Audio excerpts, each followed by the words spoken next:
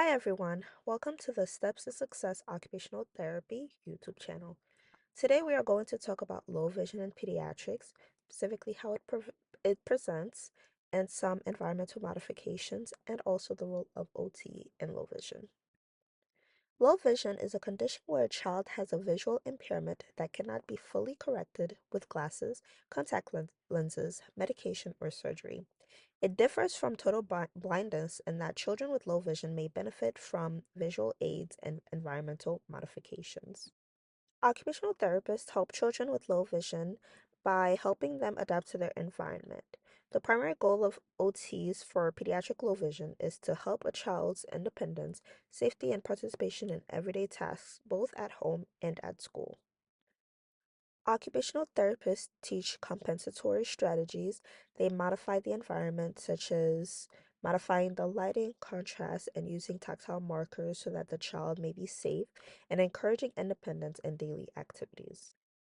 An occupational therapist can do a thorough evaluation, and this helps determine how vision impairments affects a child's participation in activities.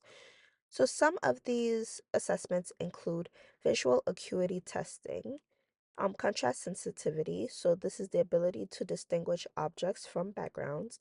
Visual field testing, so this identifies central or peripheral vision loss. Functional vision assessments, so this observes how a child uses vision in daily activities. So these daily activities may include reading, play, and self-care.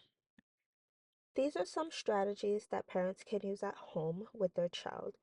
So one of them is using high contrast colors for tasks. So this is having black on white. So this distinguishes the different objects from each other.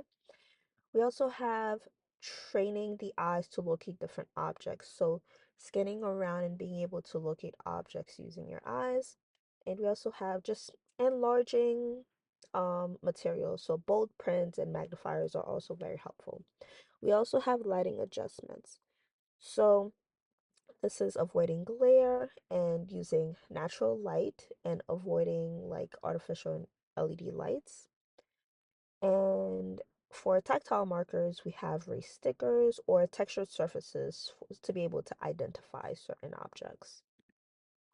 For use of electronics, we have screen readers, so the phone speaks, so they can do text to speech, or they can press an audio to be able to listen to what the phone is saying. They can also use audiobooks, for example, to listen to a book instead of reading. Also just taking breaks in between activities that involve using the eyes a lot. And the final one is removing clutter in the home. So this is for the child's safety.